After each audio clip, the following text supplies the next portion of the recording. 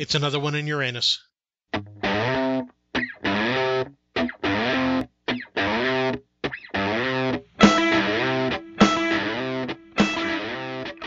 Hello and welcome to the Amateur Skeptics podcast number 45. Joining me tonight is a wonderful collection of skeptics. I have Ian. Greetings, everybody. He's a little slow on the draw, so we'll be easy on him tonight. Hey, got hey, 37. Hey, everybody. We've got Eric. It's a collection? Am I It's common, uncommon, or rare? I'm sorry. And of course, Kimberly. Hi, all. And welcoming back our special guest, Misty. Hello. Hello. How is Welcome everybody doing? Oh, I'm already cutting people off. It's okay. I mean, you threw me off. I've never been first before. So Yeah, well, I know. I try and switch things up. I really do. I don't try to play favorites. Well, Ian, you know, if you aren't first, you're last. Well, Ian, it is your birthday week, so maybe that's why. Happy So birthday, you Ian. first. Yay. All right. How is everybody this evening? Good. Doing good. And if nobody recognized that line, I've seen the movie Talladega Nights. And it is a good, dumb movie. All right. So let's start with announcements. Ian, Okay. Well. did you put this up here? Oh, yes. Okay. Due to the greatest holiday of the season coming in 2 weeks, we will be skipping a podcast. Basically, several of us who have kids and stuff figured we will be kind of busy that night. Martin Luther King Days this month? So, for the Halloween week, we will actually have a special podcast posted. Instead of our normal podcast, we will be posting a special interview with NASA scientist Dr. Tara Rutley, which we will be doing later this week. And that will get posted instead of our regular podcast next time. And for those of you who wish to, we still have our Halloween special from last year available on our site if you are new listeners and wish to see what we did last year for Halloween. Yeah, and on that episode, we covered a lot of the origins of Halloween and a lot of the standard myths that go along with it, you know. Did it involve scaring and stealing candy? No, we didn't go that route. We addressed more the fictions about there being poisons in candy that were given out at doors and stuff like that. Well, that's just boring. No, but for the scaring children and stealing their candy part, if you want to join me on the 31st. Oh. And Ian, where are your kids trick-or-treating again? Far away from you. Far away from you. We won't be visiting your house, that's for sure. All right. So we've got that coming up. That should be good. So we'll be we'll have something coming out that week. So that'll be good. There is a bunch of stuff going on here. Yeah. But Kimberly and I attended a Atheist for Humanity YouTube comedy night, which was quite a bit of fun. And Kimberly was the bouncer for that event. I was signing people in. I didn't bounce anybody. Yeah, I don't think she quite has the build to be very intimidating as a bouncer. Well, yeah, but Now she that probably does sounds like a Pilates or challenge. something. I don't know. Voices can be deceiving. She probably does Pilates or something. I helped our friend Eric Beer Kimberly out said at the I door. could come in there. I would have just walked away. I wouldn't have fought her. What was the event again? It was a YouTube night. So Eric Meir, who we had on last week or 2 weeks ago, and was talking about he runs the Atheists for Humanity, which is a way for atheists and I guess anybody who has more of a secular outlook on things to donate to charities that he has researched and make sure that they're secular and they're not religious charities, and he has some certain criteria before he puts them onto his site. So you can go there and choose to give money to different organizations through him. And so he did a fundraiser for his event, and it was $10. So you give some money to some charities up to $10 or more. And then you come, and we went to the Walnut Room, and he had set up a collection of comedians. He took little clips and stuff, and he played those clips, and he had some drawings and stuff like that. So it was a fun time. I had a good time. Yeah, we had a good 40 or 50 people there. Excellent. And there was a lot of fun, atheists and comedy, and it wasn't all based around that. There were just some really funny bits, but yeah, it was a really good time. Well, the whole prostate bit had nothing to do with atheism. No. Yeah. But yeah, a lot of fun. I think we did really well. I know Atheists for Humanity raised about $700, I think, for all the different charities that get supported. So yeah, a really great night for everybody. And I think he'll probably do another one. So Atheists for Humanity, I think, is just it's a great idea. Just really making it clear that we're out there doing good stuff, and I think it's terrific. Yeah. So. I'm going to have suggestions for him for the next show, though, because there was no Bill Hicks. None. It's funny. I suggested Bill Hicks too, and he was like, yeah, Bill Hicks is in it. And I was like, you should have that as like one of the announcement ones. And then no Bill Hicks. Huh. Because you got to have Bill. Right. You do. Yeah. So yeah, we'll have to learn him up a little bit. I had to kind of fight him to get Tim Minchin in there. Really? Yeah. He's just not, I guess, a Minchin fan. We still love Eric, but he needs some schooling. Yeah, there may have to be a more of a consensus here. Maybe. Broaden things out a little bit. Eric's pretty open to input, so I think he we'll is. just Yeah, let him that's know. probably not a problem. Yeah, and speaking of, I did the Tim Minchin concert. Was it just last weekend? Yeah. Weekend So. before. That was just a absolutely terrific show. Really amazing. If you haven't seen him on YouTube, definitely check him out. If you like this show, if you're one of our 4 listeners, I think you'll probably get a kick out of his stuff. And I think the most surprising part of the evening was his during his encore, he played Hallelujah. And got a sing-along of basically a whole bunch of godless heathens singing Hallelujah with him. It was terrific and fun for me because it's always been one of my favorite songs, but like my dirty little atheist secret favorite. No. And to find out like everybody there kind of apparently equally liked it was really a lot of fun. Well, it's not really a religious song. No, it's got some stuff based on the Bible, but I mean it's an awesome song. Yeah. So that was a lot of fun. So so that was on Sunday the 16th was the AFH. Tim Minchin was the weekend before that, but we've got lots coming up. So I'm going to just go through them pretty quickly because there are a bunch of them. What I'm just trying to do here is kind of consolidate a lot of cool, science-y, atheistic, skeptical, rational thinking kind of events that are local in town. And I wanted to also put out there that after tonight we're going to have a new email address, events@amateurskeptics.com. If you know of something you want announced or you want to plug and it kind of fits into this, email us and we'll include it in the podcast. I just became a member of the Denver Museum of Nature and Science today. I'm pretty excited about that. And they've got a lot of great stuff going on. It's a really awesome resource in town.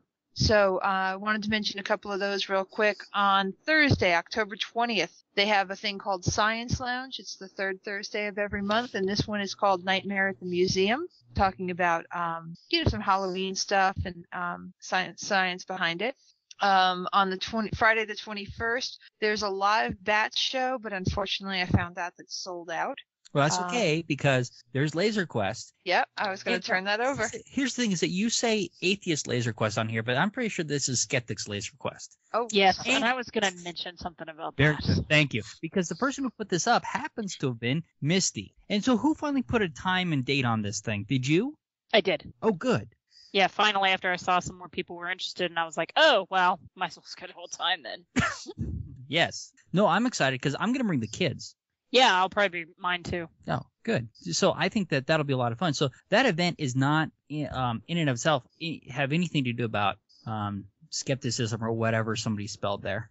That sounds like fun, but I am going to be at Mile High Con that weekend. Yeah. Well, come, bring your kids. That should be. I think that'll be a lot of fun. So. And that's right over on Hamden? Yeah, it's Hamden and Yosemite area.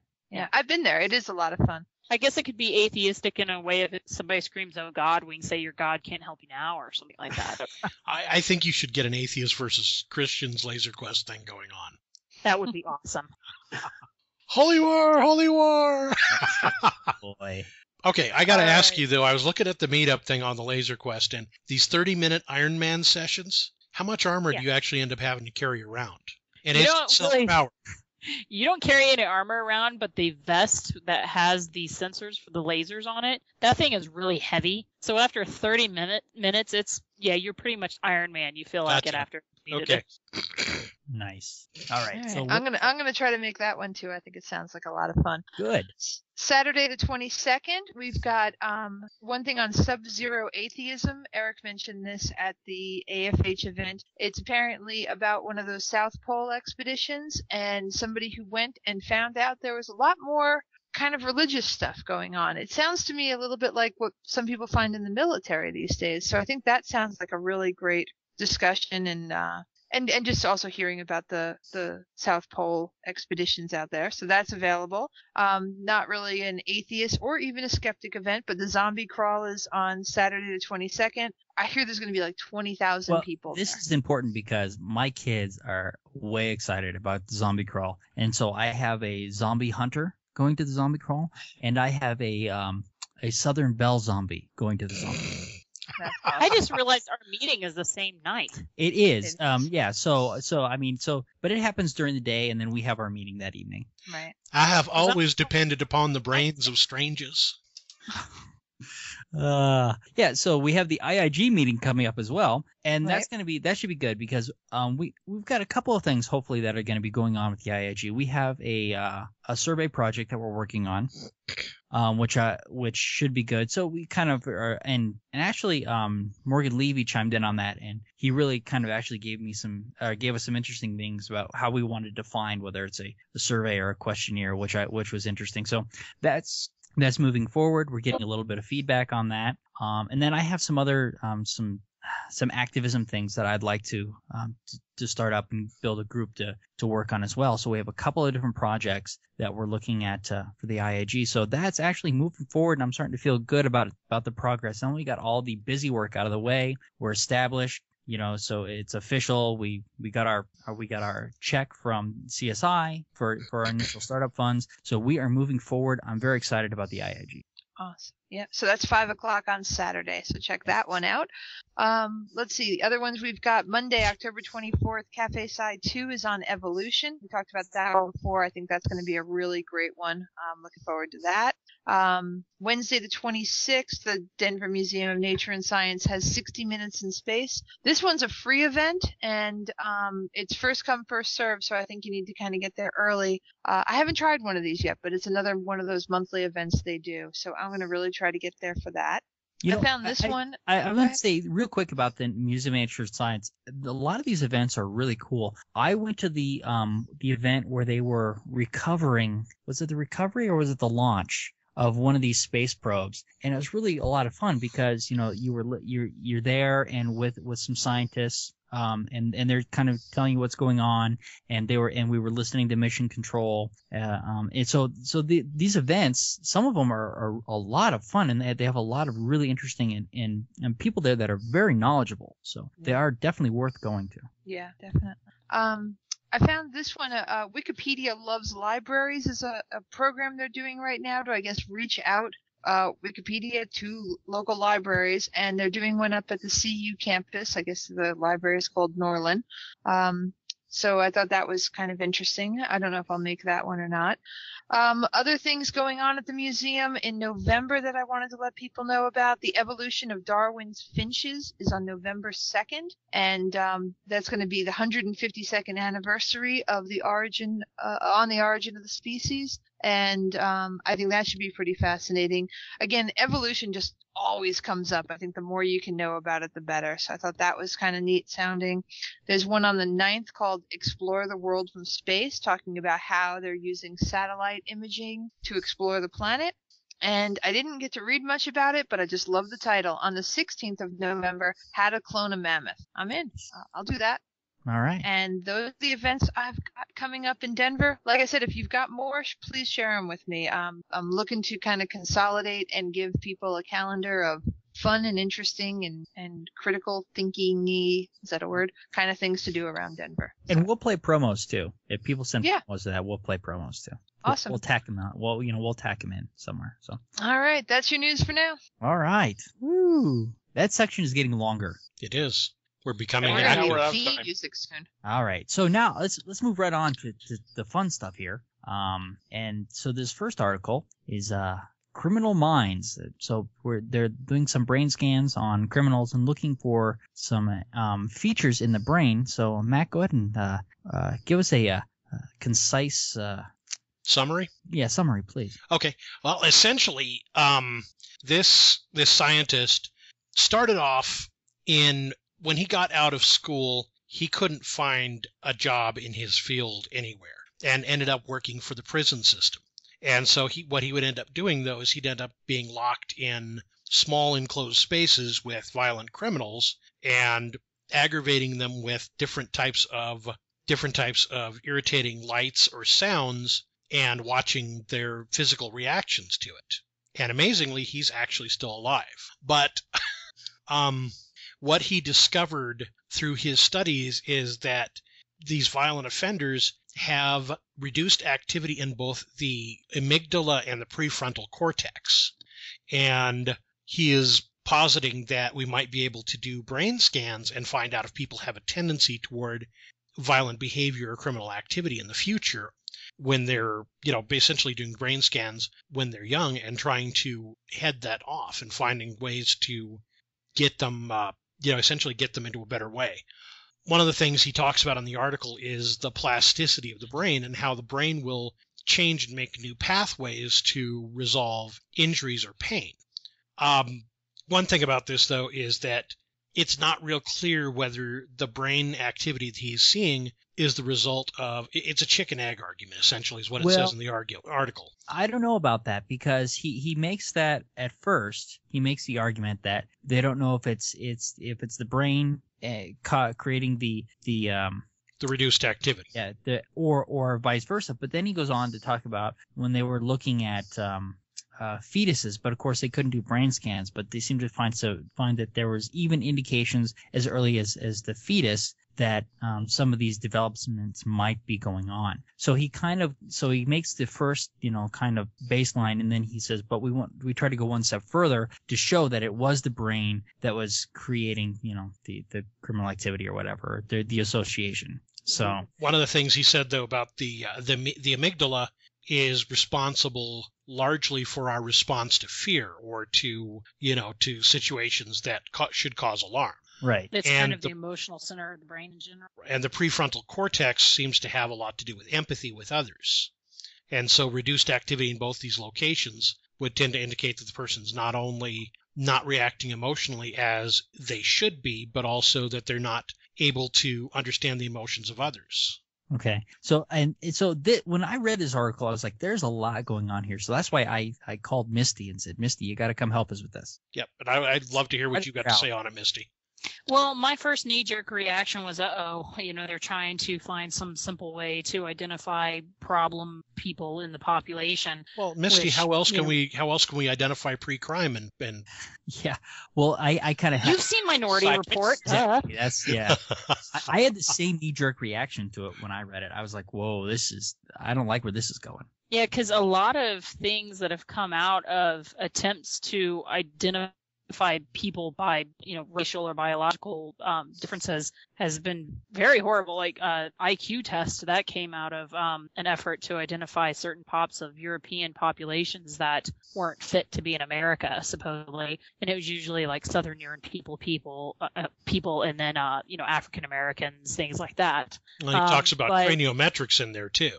Yeah, but that's a little bit different though, because exterior biology is a little bit different when it comes to looking at what the brain is actually doing during behavior. It's a little bit different, but still it is the same thing of you don't know if the brain is just responding in a certain way when this behavior is occurring, or if the brain is actually causing that behavior to occur. You know what I'm saying? So it is still kind of the chicken and the egg. Right.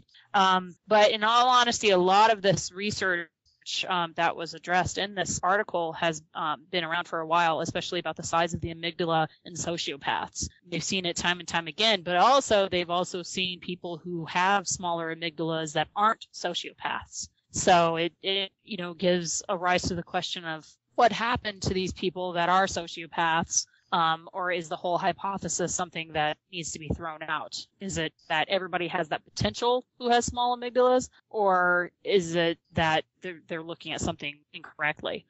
So he does mention the researcher himself, Adrian Rain. He says that by no means is he saying that you should start rating children saying, oh yeah, you're a 93 on the psycho scale or something. Yeah, but I'm afraid a lot of people would try to run with this. the other thing, it did concern me though, is because he was kind of making, I don't know, there's like, well, you know, if parents, I don't know, they kind of made this, I don't know, I felt, I don't know, it kind of irritated me that it's like, well, if a parent didn't want to know this, that maybe they would be kind of, I don't know, neglectful or something. I mean, it seemed like he was saying that you should be looking to see if these possibilities are here since we have the opportunity to do so. And if you don't, well, maybe that's not right. And I was like, that struck me very, I don't know. Well, there's always the chance of like a self-fulfilling prophecy too. If you think your kid's going to be a psychopath and you start treating them in such a way, it may make them a psychopath. Right. So obviously you should be raising them to be a more successful psychopath. You watch too much Dexter, probably. That's not possible. And I do watch that show.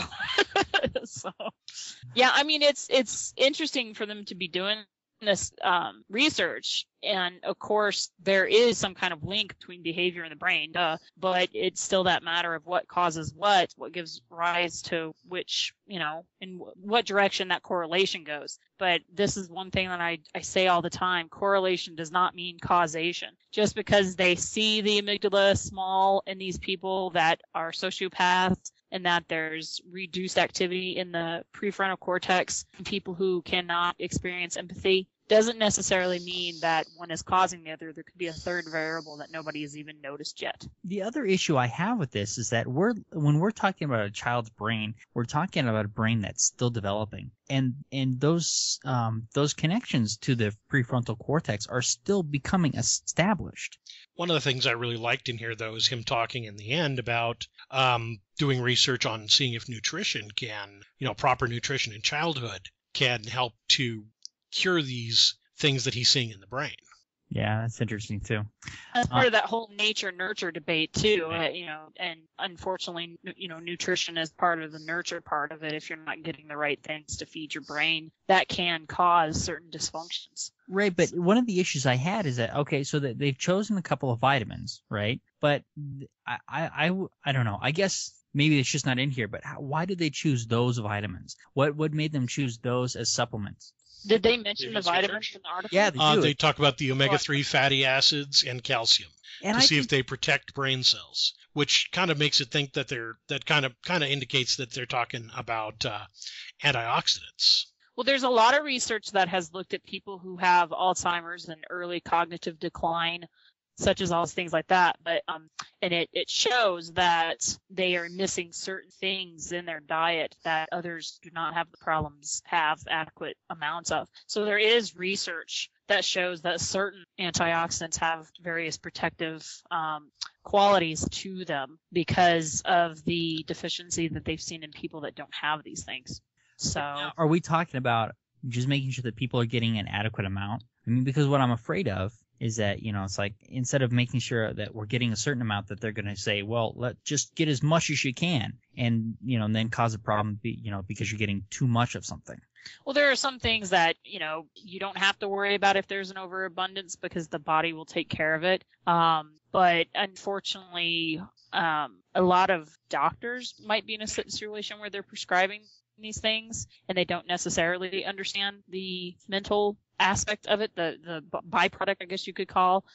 So there are some items that if you have too much of it, it can also cause its own set of mental deficiency or problems, right. Things like that. And it's failing me, but I know there's a certain type of amino acid that they are implicating in the study of schizophrenia, that a lot of these people who are schizophrenic have too much of this certain type of amino acid. So if somebody's popping those pills, for all we know, it could be causing schizophrenia. I don't know. And that's an interesting point. And I think antioxidants, particularly, that we're learning a lot about them, and that we're seeing that it's a matter of ratios. I mean, we want some oxidants and we want some antioxidants, and that there's a balance there. And that sometimes I think particularly with, certain vitamins, and I think vitamin E is one of these, that if you overdose on it, you get too much of it, that it can cause problems. So I don't know. I always worry because I still wonder if we really know enough about some of these things that we're prescribing. No. Well, I think with anything, we don't really know enough yet. Sure. So that's when I worry about, it's like people taking these, mega doses of vitamin C and stuff like that. What are the potential repercussions of that? Sure, we need it, and we need it in moderation. So if you have a deficiency, then we should be giving it to you. I want to We throw blame something. ethics committees for this because unfortunately you can't. There's a limit to what you can test and what you can't test. I want That's to why throw he's something. now. I want to throw something else in here real quick about, you mentioned Alzheimer's, and my wife was talking about some research that indicates that people who are showing the onset of Alzheimer's are not digesting sugars the way, particularly the sugars are not getting to the brain the way they're supposed to, which could also relate Alzheimer's to possibly being related to diabetes. Yeah, there's one theory about that. Well, the brain, works on glucose, and there's also been some theory that if people are diabetics and they, purposely leave certain types of glucose and whatnot out of their diet, it could be harming their brain. Yeah. Eric, did we cut you off? I was just saying that, these things need study, and that's exactly what he's doing. He's studying what the effects of these are on the kids. No, and I'm all in favor of that. But I always get concerned when people read these articles that they go out and they self-medicate. I guess that's my main fear. He's doing it in a controlled situation, but somebody reading these articles isn't going to be doing such. Well, you're going to have self-medication regardless of what direction it's going. I mean, people who are sociopathic, if they have a tendency to see that they have issues, they might start trying other things to say, hey, they're saying, I'm not normal. What can I do to fix this? And they start picking up tidbits of information that are out there, and they'll try to self-medicate anyways. I mean, that's a problem with any type of mental problem. Yeah, I know. I don't. It's just something I've become overly aware of. I thought the article was well written, Yeah. Surprisingly well written, and really did warn against all that kind of stuff. And what I really heard in the diet is just to make sure that it's adequate nutrition. And it comes back to that whole idea that what they're basically saying is make sure the kid is, if you identify this and there's like you think that there might be a possibility of this happening, to make sure they have adequate nutrition. Well, that kind of just goes into a whole host of rearing positive things. If you're concerned enough to adjust their nutrition, there's probably other good things going on at the same time, which would contribute again to hopefully a healthier person.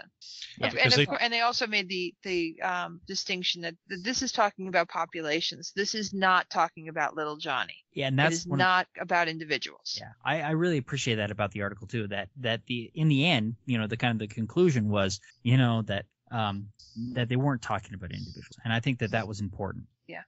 Misty, I'm sorry, go ahead. I was going to say, Misty, you said that the brain has a lot to do with behavior, but, then look what's telling you that. I'm saying there could be conflict of interest. Oh, yeah, exactly. Well, it's hard for us. That's one of the most amazing things about ourselves, is that we're able to look at ourselves with our brain and analyze the brain. Yeah, it's like a fish looking at its water or something. Yeah, it's interesting. All right. Anything else there? I think that's it. Anyway, I want to say that's one of the better science articles that we've covered, though. I mean, it was balanced. It's a fantastic article. Out. I mean, it was good. So I really thought it was good. So that's no fun if it's balanced and fair. Come on. Well, I know normally we shy away from that stuff, and don't worry, we have some stuff coming up that's not balanced and fair, so it's coming. Can we skip to the biased stuff right away? Yeah, Ian posted those.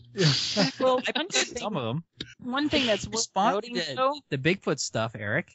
Yeah. Yeah. One thing that's worth noting, though, is that this is one more nail in the coffin, so to speak, of somebody being evil, quote unquote evil, for whatever reason. It kind of takes into question the whole debate of morality and whatnot. If somebody can be bad simply because, for whatever reason, their brain didn't form in a certain way, then, well, you can't really say that they're evil, quote unquote. Yes, they can. They'll come up with something of the demons. did it. The demons made their amygdala malformed. Right. And gave him a lesion on the prefrontal cortex, too. Well, and then you start coupling that with what we're starting to realize about how the brain makes decisions, that the brain has made the decision long before we become conscious of it.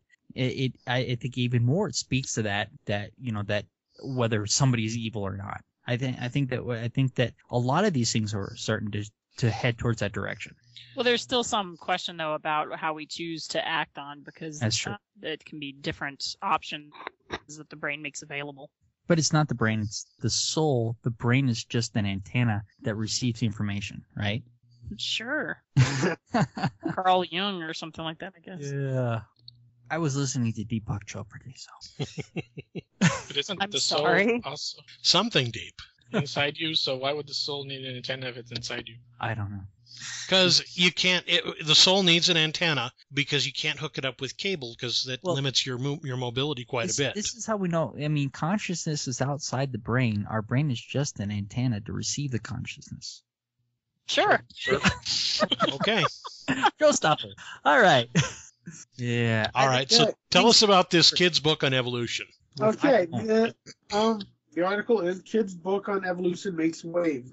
It's in Quill and Choir, Canadian's magazine of book news and reviews. It's a fairly simple article, actually. Apparently, yeah. This book on evolution, basically the idea is let's do a book to teach kids the very basics of evolution.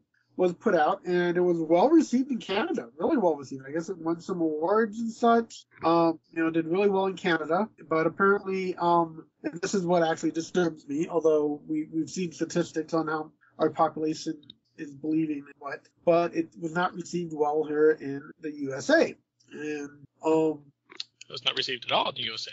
No. Well, Did anybody research this to see what other possible explanations could be? Because I find it hard to believe that no one wanted to publish nobody in this the book. United I mean, we have a lot of scientific literature. He couldn't get a publisher in the United States, and you can listen to interviews with him on the Skeptically Speaking podcast, and he is the writer of the children's section in Skeptics magazine. Oh, where did we leave off there? We were talking about Daniel Lott, We're talking about and he's been on a couple of podcasts. Yeah, he's been on a couple of podcasts, and he writes the children's section in Skeptics magazine. So he's on the Skepticality podcast has done an interview with them. I'm pretty sure that Skeptically Speaking has done one. And so he's talked about this issue in several different places where he could not get a publisher in the United States to publish his book. And the reason he gives is that they said that it was too contentious. So we are taking his word for it. We haven't heard from the publishers in regards. Right. But I was. considering that there's a majority of our population, I think, in the United States still does not believe in evolution. I don't know if it's a majority, but it's a No, I think minority. 60%. Are there I think- not other books for children about evolution? You know, There's probably books on dinosaurs, but nothing that has big bold letters to the front, everything like this one does. But no, I think the last time I remember was like 63% of Americans do not believe in evolution.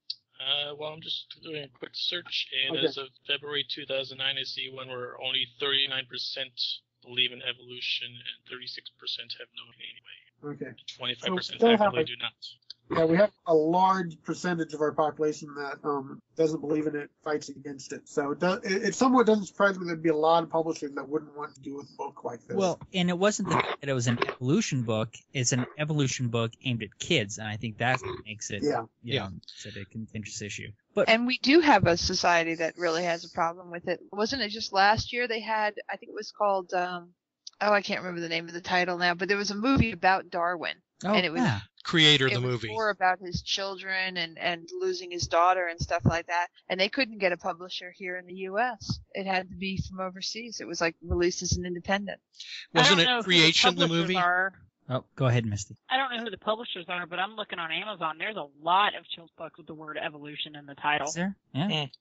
But I don't know. They could be published overseas, and Amazon will make it available regardless. So I don't know. They'll sell it if people will buy it, and it doesn't involve pedophilia. Yeah, I was able to go right to Amazon and publish it, so it was sold in the U.S. Yeah, unless, I don't know how, publishing is so weird that I don't always understand how this works, but it was a Canadian publisher. But we were able to buy it in the US. But what's interesting is sometimes when it's when it's published in England, that you can't buy it right through Amazon. You have to go to usually can't you? Okay. You have to be shipped over from overseas. I don't know. I bought the book. I've got it. There are Was some books that I've found that you have to order from like the Amazon UK site. Right. But it's not on our American site. Ben Goldacre's Bad Science was like that for a while. So I don't know. All I know is what Daniel Loxton has said. And he has said publicly that he couldn't get a publisher in the U.S., that they told him it was too contentious an issue, and they wouldn't publish it. But here's the other thing is that he's not – I mean, he's publishing a magazine and everything, but would it have been the same if it was P.Z. Myers? Or would he have been able to get a publisher? I don't know, how much, I think that it has a lot to do with who's writing the book, too, and as to whether or not the publisher feels like they can make money at it. And maybe they just didn't feel like they could make enough money at it, and that's the reason that they gave him. And I think that you're 100% on the nail on that, because the nature of publishing is if they think they can sell a book, they don't care how controversial it is. In fact, the more controversial it is, the better it might sell. So I think that goes to an extent, though. Controversy and scandal and stuff like that are great. Attacking, if people are going to start boycotting, though, because you are insulting their religion, different story. And we're not talking about like the, kind of big press, like a Harry Potter kind of thing, but more of the subtle, we're not buying any textbooks from you if you're going to be this blatant about supporting evolution. I think that's a different question there. I do hear what you're saying. Scandal sheets sell like mad, but I'm looking at a book stuff that affects a base, that's tougher. I'm looking at a book here called Life on Earth, The Story of Evolution, and it was published by a publishing company from Boston. what was the year on it? 2002. Well, see, so I don't know. That is the story he's giving. I don't know. Maybe his book isn't that great. He just doesn't want to admit it. I don't know. Book. It's a good book. I thought it was a good book. That was good. It won him a $20,000 award. Yeah. Yeah, it won an award, Misty. How could they be wrong? I'm just saying. I'm just offering They a are possibility. They are Canadians, right? What do they know? You got that flip. They like people like Kirk Cameron and Michael J. Fox. Come on.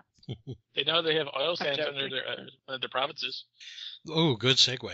I was going to say the Canadians walk among us undetected, though. Anyway, this thing on oil sands, I happened to see a commercial on oil sands, and I'm like, what the hell is oil sand? So I had to go look it up, and I thought I'd throw it in the document. Basically, what they are is they have naturally occurring mixtures of sand, clay, water, and a dense, viscous form of petroleum similar to tar. Essentially, there's large quantities in Canada and Venezuela, and they're looking at this now as a way to extend our supply of petroleum and allow us to keep driving our cars. This is an expensive way to expand this. Yes, it is. And what they really need to be focusing on is things that are not internal combustion engines that run on gasoline. No, what they need to be focusing on is better seismic utilities for finding the oil that we've already got. Because we've already got good oil. It's just a matter of finding the proper fracturing so that we don't have to drill as deep to get it. My company can help. They need to figure out ways to beam us from one spot to another. That's No, but I mean, this kind of stuff is interesting. But remember, Colorado's got a whole bunch of oil shale.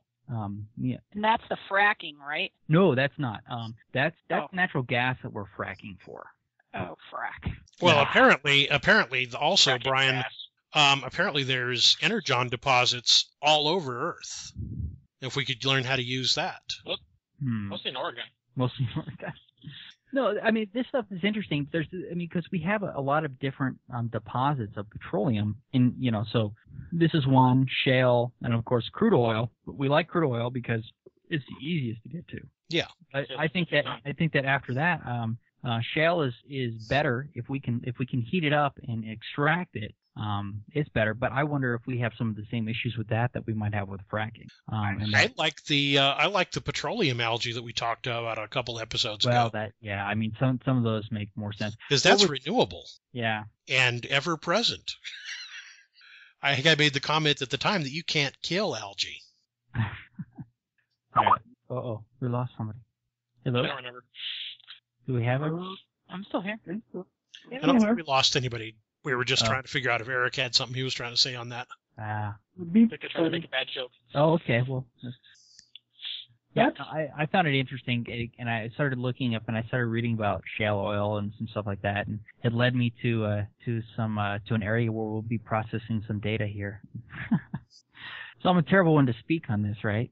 I'm You comfortable. should be an expert on this one. Well, not on this particular one because this is outside of what we do. Because I don't think that we could actually find this with our processes. Maybe we could. I don't know. We can. All right. Well, we've talked about untapped oil deposits. Let's talk about Siberia's untapped Bigfoot deposits. Yes, I think that is an excellent idea. Okay, so I found this first article, and I have a Google alert set up for Bigfoot stuff, so I end up reading a lot of this.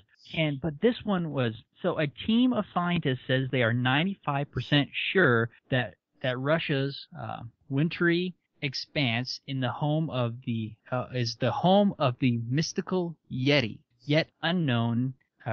So basically, the abominable snowman is living in Russia. And I read this. Siberia. Siberia. Yes, specifically Siberia. And I read this. I'm like 95%. I'm like, wow, I've got to know what the evidence is. So you read through this, and basically what they have is they have some matted down grass. They have some hair samples that they haven't been able to identify, and tracks. That's their 95% worth of evidence. And it's even more interesting. It gets more interesting because one of the there's a woman that's on this, I don't know, expedition. I don't know exactly what you want to call Conference. it. What's that? It was a conference. Oh, it was a conference. And who is completely not shocked by any of this because she has 10 Bigfoot living on her property. Well, don't we all? Well, I guess. And so Hey, right now I have a goblin, a witch. I don't know what else back there.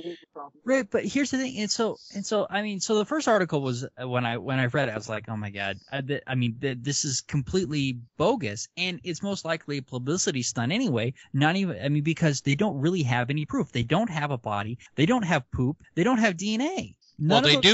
Technically, they do have DNA if they've got hair, but they haven't been able to identify the DNA. And Brian, we've already They haven't said even what the DNA might be close to. No, they didn't. They haven't. It hasn't been tested for DNA. They have some hair. At least they Does carpet strands have DNA? I don't know. Eric, what'd you think? Why go all the way? To Siberia when we have 10 of them living in Range, Michigan? Yeah, exactly. Because those are Bigfoot. We're talking Yeti here. Well, still, they're probably the same principle. If you recall in a previous podcast, we talked about how somehow when they poop, that falls into their regular dimension. Because remember, they're interdimensional beings that cross the world. Somehow. Okay, these articles did not go into that, but they did go into. So this woman is making this claim, and she lives in Minnesota. Am I getting it wrong? Where? Michigan. Okay, Michigan. And they live in her backyard, and they eat blueberry bagels. Bigfoot likes blueberry bagels. Well, who the hell doesn't? Well, exactly, right? But she is unable to get a picture because these animals are so clever. They turn the camera upside down and stuff like that. And so you can't get pictures of them because has she managed to get any upside down pictures of them? No, they're too clever for her to get pictures of, and that's why we don't have pictures of them. But didn't we conclude that Bigfoot was naturally blurry anyway? Yes, we made that conclusion. Yes. So here's the thing, though, is we can put up these camera traps, right, that take pictures of animals and stuff like that. So another article that I read came to the conclusion that either there is no Bigfoot, or Bigfoot lives in places where we don't have these camera traps. Or he's smart enough to avoid the camera. Now, hold on a second. Let me address this whole smart enough to avoid the cameras. They make nanny cams, right? Yes. Stuck in a teddy bear? Are you trying to tell me that Bigfoot is smarter than your average nanny? Apparently, yes. Bigfoot is smarter than a teenage babysitter I can buy, but... That's the point that this guy makes, is that there are plenty of poachers who are smart enough to try to avoid cameras that get caught by these cameras all the time. And so it's the poachers know what to look for and can't avoid the cameras. How could Sasquatch? So point a camera at the camera that you're pointing the camera at. That's a good idea. Show the camera getting switched off, then one way or the other, you're going to get something. You have to do a whole circle of them, because if you just do one at the other, they'll go for the first, the one taking the picture. You do a whole circle. So that you have cameras taking pictures of each other. So you can't touch one camera without the other camera taking the picture of you. So my thing was, okay, who are these scientists, number one? They don't say who the scientists are. And number two, if they are scientists, how irresponsible to make such a claim when the evidence hasn't even been substantiated. You're not supposed to ask questions. You're just supposed to hear the word scientist and be like, ooh. Well, I didn't. No, you're supposed to hear the word scientist. It's, they don't know anything. That's right. Exactly. If you're conservative. That's right. This is America, damn it. Science is bad. Well, they do give the name of one of the scientists here, and he's a Canadian wildlife biologist. So again, we're going with the Canadian science here. First the evolution book, now Bigfoot. You're starting to sound like a South Park episode. It's getting close, isn't it? Canadians. Actually, I think Mac might be a Canadian because he's kind of got a flip-top head. Point. Self-hatred, maybe? Could be. Exactly, right? He could be. He could definitely be. So I thought it was pretty irresponsible. And, I mean, for 95% sure, based on what they've given us in the article, based on what they've given us in the article, I'm 95% sure that they don't know what they're talking about.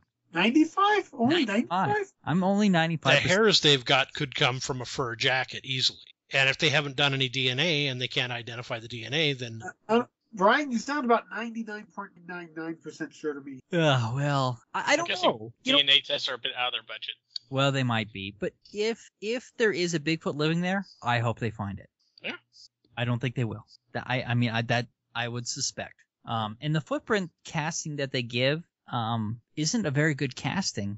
And one of the things that other people have looked for was kind of the dermal ridging and stuff like that, and the kind of like fingerprints. Looking for that kind of stuff.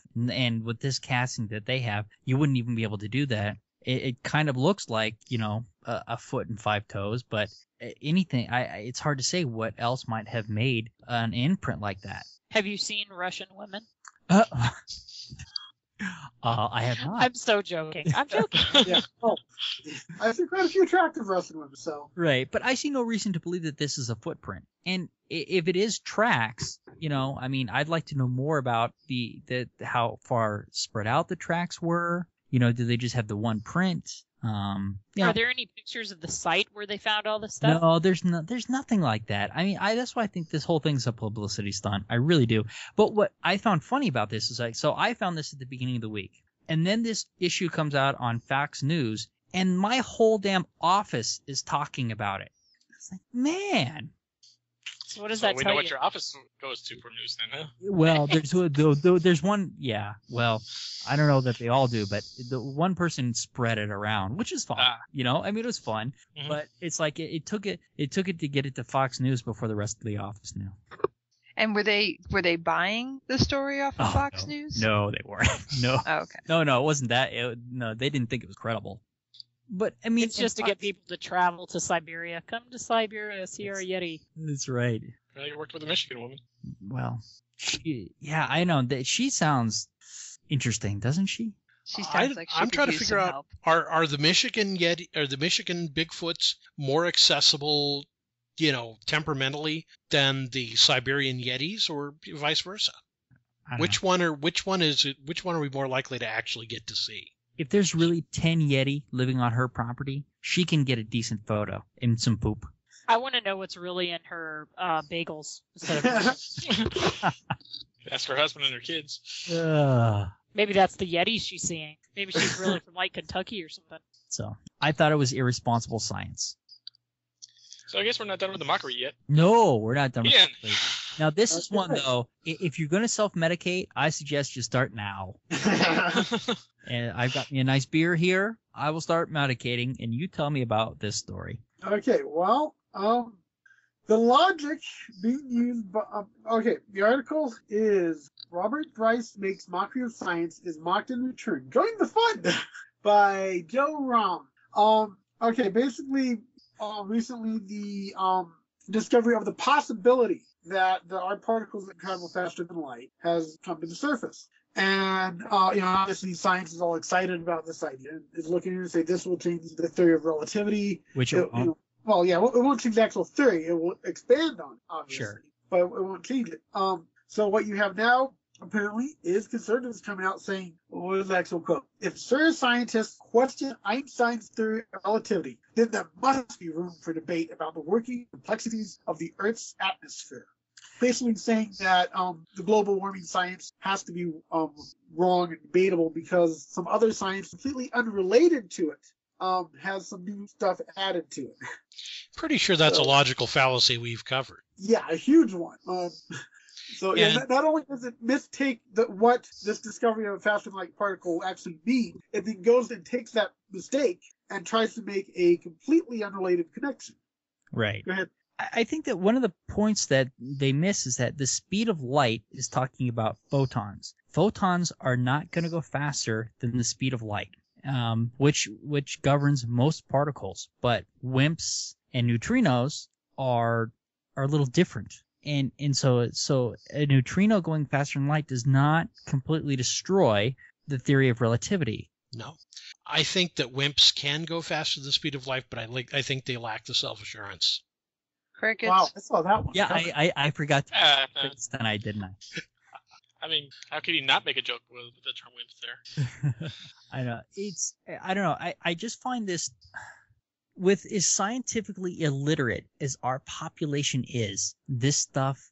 Well, and it's becoming more prevalent right now. And that's one of the scary things to me. They're really pushing there. I think they're scared, to tell you the truth. And Well, in response to it, this is what they're starting to do. Really get loud and say some really, really idiotic things. Well, they're trying Well, to it's they're own science. It's not necessarily just scientific illiteracy. It's a problem with having critical thinking skills. Like you pointed out, it's a logical fallacy. If people were more educated about critical thinking, logic, and rationality in school, they would be like, hey, wait a minute. This doesn't equal this. Right. The people that are preaching this don't want critical thinking taught. They want to avoid that at all costs. Politicians make their careers off of logical fallacy. You know, I know this isn't a political podcast, so I don't want to get too much into that. Right. But I mean, the left has their things too, right? Cool. I mean, and so one of the problems I do have with these articles is, of course, the site that is doing this is a liberal site, and so they are going out of their way to attack conservatives. But you can just as easily do that from the other side about the irrational, scientific illiteracy of the left when it comes to, the evidence of organic foods. And so they each have their own little walled off areas on each side that they don't really want to talk about. And so they attack the other side, and so it really isn't fair. But what scares me is just how polarized everything is becoming. Yeah. I mean, government is supposed to be a conversation between people with different ideas to come up with a solution, but nobody can do that when things are this polarized. It's very unfortunate that all this is happening. Is it scientific illiteracy or is it just scientific tunnel vision? I don't know. That's an excellent question and a good distinction. I think some of it is tunnel vision. And the next article that you have about that goes into the Conservapedia talking about flat Earth, I mean, it's wrong on so many levels. Yeah. And well, let me point out the other thing I don't like about this article is that it's encouraging somebody to mock somebody else. Is no way to get things done. I mean, I agree. That's always been my number one argument about any kind of movement. Mocking isn't going to get you anywhere. No. In fact, if anything, mocking actually garners sympathy for the one mocked. Right. Not that it causes the person to be more steadfast in their belief too. There's psychological research that points that out. You try to bombard somebody with the reasons that they're quote unquote stupid. They're just gonna be like, oh yeah, well then I'm not gonna listen to what you have to say and go on believing what I believe. Right. So I mean, right from the start. I mean, and this page is preaching to the choir, right? They're not trying to change minds. But it is increasing the polarization that I think is the problem. I agree. I think that's a problem with any type of, I can't say any type, but a lot of information that's thrown out there. It's, in essence, preaching to the choir. And that's why everybody should listen to my podcast when I actually put it out there, because I actually give reasoning. Well, and we're preaching to the choir too a lot, right? But I really want to try to not mock people. I mean, I know that we have in the past and we probably will in the future, but it's not my goal. My goal is not to mock anybody. And I really want to be able to look at their ideas and see if there's any merit there and move forward. But what if there is no merit there? I mean, if it's this, like I hear what you're saying about the right versus the left, and I'm sure everyone recognizes I am fairly left. When you have, I hate organic food, like that whole thing. I try to avoid it because I think it is all hype. Our basis, though, the basis of left politics is not denial of science. The basis of Republican and right-wing conservative thinking is the denial of science. It's not just a kind of a freaky afterthought kind of. It is the foundation of their control and manipulation of the entire system. You cannot be a scientist. All right, I can't say that. You can't. The things that they're trying to do require a lack of rational thought. And some of the stuff Whereas on the left side, I think it's just kind of the fact of somebody being wanted. I mean, okay, here in this second article, they have another quote from off of Conservapedia. Some liberal politicians have exploited the theory of relativity to metaphorically justify their own political agendas. For example, Democratic presidential candidate Barack Obama helped publish an article by liberal law professor Lawrence Tribe to apply the relativity concept of curvature of space to promote a broad legal right to abortion. Really? What? How do you connect the curvature of space to abortion? How does that have anything to do with one another? But let's try and throw science in there, make science look bad, and connect it to something we know these people have an emotional connection to. The way they twist, it just, and they play on the scientific ignorance of people to get them to not understand. They go out of their way to make sure they don't present it right. They make it so they don't understand it better and take pride in it. Take pride in the fact that they don't get it. But we are painting with too broad of brushes here because not all conservatives believe this. Now, I know that the ones that are speaking out against it do not have as loud a voice, but there are good conservatives out there that understand that climate change is real, that understand that evolution is real, and they just have a little bit different opinion on economics, right? Thought we were getting away from the good evil thing. Well, but that's unfortunately when you start setting yourself up in a mode to mock somebody and make those generalizations, you are starting to view everything through your own bias. I mean, the whole flat Earth thing, there might not really be anything to it, but just because your gut reaction is that something isn't true, like the organic stuff, there is some information out there to say that there could be something to the organics and the fact that what goes into our normal food chain is not good for us and whatnot. But if you're like, oh no, it's crap, and you automatically start mocking people that believe something you don't, you have totally shut yourself off to any opposing information that might be out there that could change opinion. Well, but I don't think that the science on organics is that great. There is some stuff out there, but a lot of them show that it's no different. And so, but we can have that debate, and I'd really like to look at the evidence on both sides for that, because if there is some truth to it, I want to know it. But so far, what I have looked at has led me to believe that it's mostly a marketing scam. thing. Yeah, not even a scam, but it's marketing. Okay, Kimberly. Well, part of the problem with that is that when people will look at topics that we're just bringing up organics, even if this is totally off topic to what we were talking about. When people look at a topic, sometimes they look at it at a simplistic level. They're like, oh, well, we've done research with organic and non-organic food, and there's no difference. But there's a lot of other levels to that the jury is still out, so to speak, like the effect of pesticides on people, things like that, that you also have to include in on that. And that's why I'm saying just with any topic, it's a bad idea to just get in a little bit of information, make your opinion, and then act like anybody else that has a different opinion, it's okay to mock them or make fun of them. And I think that's my point, is that I mean, what I've seen, and I know that pesticides are one of the issues. Another issue is soil, whether the soils are better. And so, I agree that there's a lot of levels of that. And I would say that I've looked at a lot of those things. And I would agree that the jury is still out on many of them. But I guess I'm not the norm either, right? Because I am looking for evidence to base my conclusions upon. Well, most people are very uncomfortable with uncertainty, so they'll get a little bit of information and form their opinion, and that's it. Then they think right, and they don't continue to look. Where on organics, I continue to read what I see.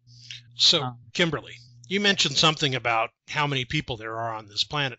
Do you know how many exact people? Do you know the exact number of people on this planet? We are segueing tonight. I don't know. In fact, Isn't it 7 we are billion? going to hit 7 billion people over the next several. 7 billion. All right. Anyway, let's go back to the point here. I get. My point is that I'm not in favor of mocking people, and my point is that both sides have science that is wrong that they don't want to look at, and that's really my point in bringing up the organics. Because I think that there's a lot of hype there.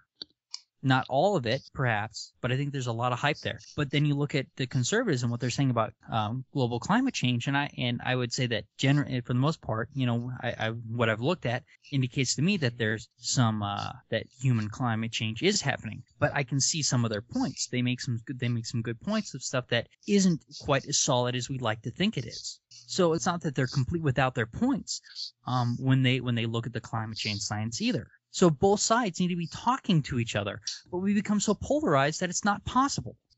I mean, we could really get into the whole politics of this thing. I think you do get to a point where mockery is the only option left to you because nobody's listening to each other anyway. I mean, again, when you see these people actively, they don't want experts. They think science is BS and that it's twisting them. And there was one article in here, isn't there, about how when you start studying science, you stop reading the Bible. Therefore, you shouldn't read science. You cannot have a conversation with a person who buys that. So you might as well mock them. And I don't care if it makes me infantile or immature or I'm not getting anything across to them. They are useless. I am never going to get anything across to them. And so I might as well mock them. It's at the end of the discussion, we're in the same place. All right, Misty, go. What purpose does mocking serve, though? I mean, besides just making you feel better about what you believe. Probably nothing, but neither does any breath wasted on these people. I have to disagree. Because I know a lot of people that I've changed their strange beliefs by just presenting the information to them, and it could be that it takes 1,000,001 times, but mocking would have closed the conversation immediately. And the other thing I'd like to say about that is I understand that there are some people that can't be reached, but our goal isn't to reach everybody. But if we can get somebody to listen and ask some questions that might have gotten turned off if we mock, I think that we can still do some good by avoiding just completely mocking people. I suppose. I mean, I understand what you're saying. I just find the entire thing, and I'm not talking again, kind of to go back to one of our original things. This is a broad generalization. Individual people are smart, groups of people are stupid. And I think you just get to a point where people are believing things that, I think it's great if you can take the time out and tell them for the 100 billionth time what's wrong with their argument and lead them gently to rationalism. But I'm sorry, I just come to a point where I'm not sure. I just don't have the time anymore. I'd rather work on somebody else who has some kind of openness. And you're right. The smart thing would be for me to truly just walk away. But sometimes the frustration gets to you, and I think it's very human to want to mock them. Oh, I understand that.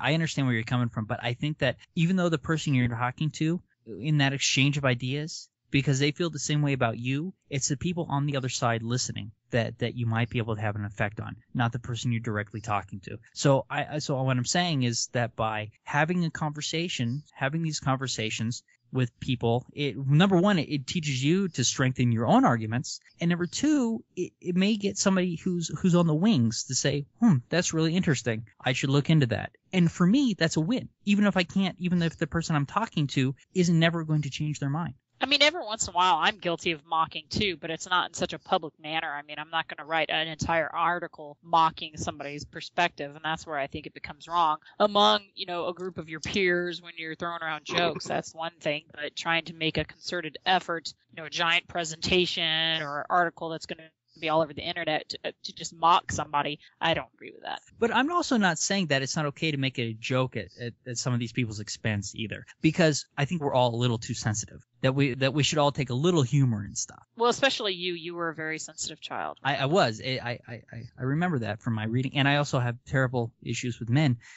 So does that mean, Brian, I should not extend the apology I was about to make to Robin Lynn Pfeiffer, the lady from Michigan? You can extend apologies to whoever you feel morally needed to. But is it good or bad to mock her? Who are we talking about? I know. The lady from Michigan. Oh, you know what though? Bigfoot. I think it's okay to have a little bit of fun at her expense, because I think some of the things that she's saying certainly to me are silly, and I think it's okay to point that out. But I'm not going to sit here and call her stupid, especially when I don't personally know her. I don't agree with her ideas, and I think that they are silly. And is there a real problem with making some jokes at her expense? She's come out and she's said these things. I find them funny, but yet her as a person, I don't know that I would want to mock her as a person. I don't know. I don't know where the line is. I'm throwing it out there. Yeah. Well, and in this case, I mean, we are talking about this Robert Bryce guy who is going out of his way to say crazy ass stuff. That's true. Well, actually, I still think mock. A totally different topic, I think. We did. But the original thing, though, was talking about somebody like him who is, like I said, he's doing it for an ideology to suppress rationalism. Again, I think it's okay to mock somebody. No, in this case, he's certainly doing. He's both sides are guilty of mocking each other. It just means that no solution can come out of it. Right. Yeah. And I think, again, it comes out of that, who's doing harm to who. In the case of the crazy lady in Michigan, is she kind of filling the world with a little bit more woo? Yeah, but, she doesn't have like a real platform. She's not really affecting things. So you can have more sympathy for an individual like that. Somebody like this prick who has an agenda and is out to influence politics, make money for people, and to take money away from other people, you got to call douche where it's douche. I mean, I don't know. Isn't even more the fact that he is saying stuff that are so anti-science? Isn't it even all the more important to make sure that we're being heard on a rational level because of the people that are listening? Because so that we're not polarizing people that are going to say, well, you mocked him, so and build up a defense because of that. Again, I really do hear you in the best of all worlds, and I'm glad we've got you in the fight. Thank you. Because I am in no way the worthy person to do it. All right. That's a good point, Brian, though. I mean, there are people who, if we mock the lady feeding bagels to Bigfoot, that's not really going to cause any problem, because it's not like she's trying to spread her gospel about Bigfoot around the world or anything like that. But somebody like this guy, who there are people out there that may take him very seriously, then shutting off a lot of people to listening to what you have to say by mocking somebody is kind of dangerous, I think. Yeah, I think even in this case it's even more important to keep a level head and make sure that you're being heard. My opinion. And not only that, look what we've learned about dangerous behaviors. It starts out as something as innocent as feeding bagels to a Bigfoot. Next day, she could be killing people. Exactly. Well, and, here's a question. Is feeding bagels to a Bigfoot going to reduce the size of their amygdala and their prefrontal cortex and possibly cause them spark to criminal behavior? I'm certainly concerned about the amount of sugars that we're putting into Bigfoot's body. Sociopathic big feet. Bigfoot high. All right. Bigfoots. And now I'll turn to mocking Mac for his segue fail. What's the next article? Uranus takes a pounding more frequently than thought. Oh, good. Kimberly, tell us about what happened to. I just thought this was an extraordinarily funny article. Cosmo TV, I don't know how serious their stuff is, but yes, title of this article is Uranus takes a pounding more frequently than thought. And the first sentence, good. The title's what was. The first sentence is Uranus isn't just Cassie. I mean, it just kept going. But, well, especially Ted Haggard. So I put this on our list as science news that sounds dirty but isn't, because the point of the article is that Uranus is the only planet in our solar system that rotates on a very different axis, almost perpendicular to the way most of the planets rotate in the solar system. Right, it's a rolling ball. Right. And basically they originally thought that it must have gotten hit by something in its formation that tilted the axis, but then they kind of thought about it, looked into it more, and now they have some new evidence to suggest it wasn't hit by one big thing, because there would be more evidence of the impact, but maybe it was hit by more than one thing. If it was hit by one big thing, it wouldn't have been able to form moons the way all the other planets did. I don't know the whole science on that, but that's what the article is saying. The moons wouldn't have formed the way they did. So the only other thing they can come up with right now would be that it's been hit twice by smaller objects. It's interesting, as we find out more and more about our solar system. I mean, because we used to think that we understood how our solar system formed. And now, after looking at other solar systems and seeing other planetary systems, we know that we don't exactly know how solar systems are formed, which is really cool. And so here's one more thing that we're finding out that, we did not know what we were looking at, which makes me think that we need to really examine climate change on this planet. Are you trying to start a fight again? I might be, huh? I have not taken your bait You're this not time, taking sir. it. Not this time. One of the more interesting things in that article is it talked about how apparently scientists believe that the outer system was not as violent as the inner system was. But looking at it this way, they're thinking, okay, maybe it was just as chaotic for a time. It sounds like it might be even more chaotic. Yeah. Although I think the reason why it wasn't as obvious is probably because the farther you get from the sun, the more space you have. So while it could be more, there could be a lot of stuff going on there. There is a better chance they'll miss everything. Once it gets closer to the sun and you have less room in the orbit, it's very more likely to hit something. That's my take. Yeah, that's interesting. Yeah, so all of our whole planetary system is way more interesting than we ever imagined. Yeah, and that's the thing. This is just our planetary system. We keep finding out new interesting things every time we turn around. In just our solar system itself. The further we go out, it's like, wow, there's so much still to learn. Well, and we know very little, really, about the Kuiper Belt and what's beyond it.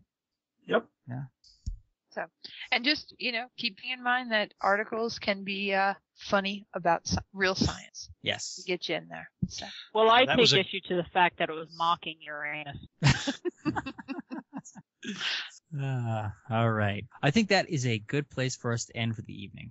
Weren't we going to move on to the owl? Oh, you want to do the owl? Go ahead. I'd like to do the owl. Go ahead and talk about the owl, and then that'll be it. Okay.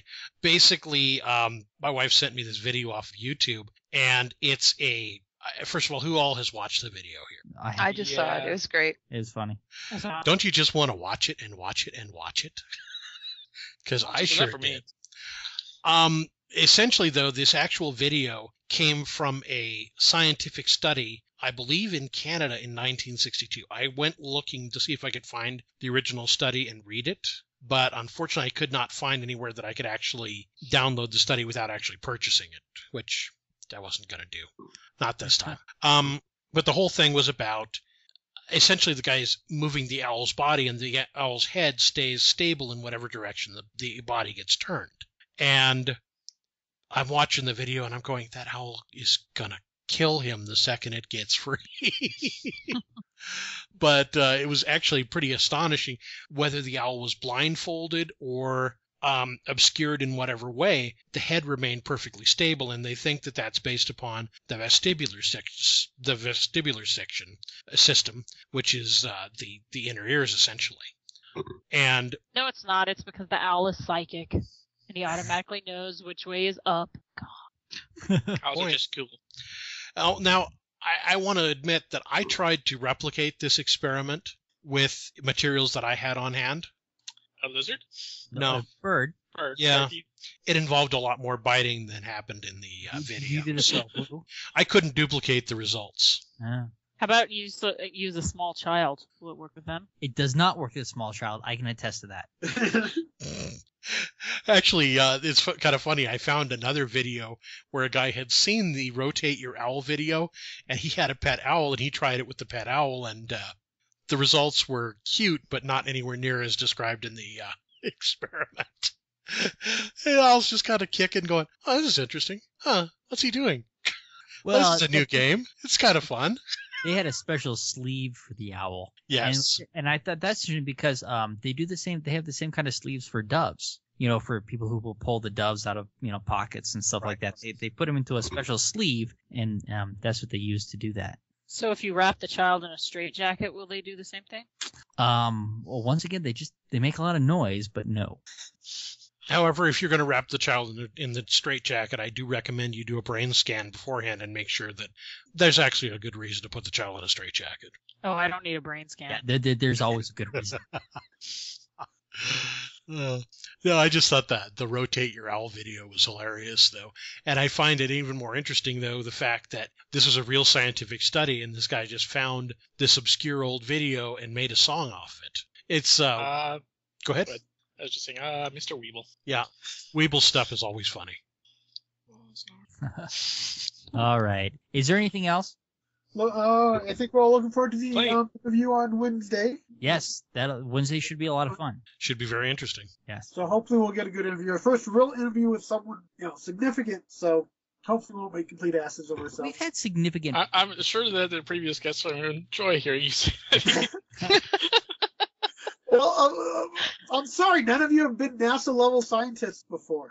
Well, okay, but some people have had degrees. Misty has a degree. Eric has a degree. I have an associate of arts. Yeah, and Kim's got one. Have we really interviewed anyone before, though? What's that? I'm Have full we of really BS. interviewed anyone ever before? Oh, we kind of interviewed Eric. like Mir. Yeah, see? I don't know if he's I degree. don't, good guy, I think it's supposed to be kind of interview, so this is, should be interesting to see how well we do. It should be fun. Yes. All right. Is there anything else? I think we're good. All right. Say goodnight, everybody. It's another one in the can. There you go. Thank you.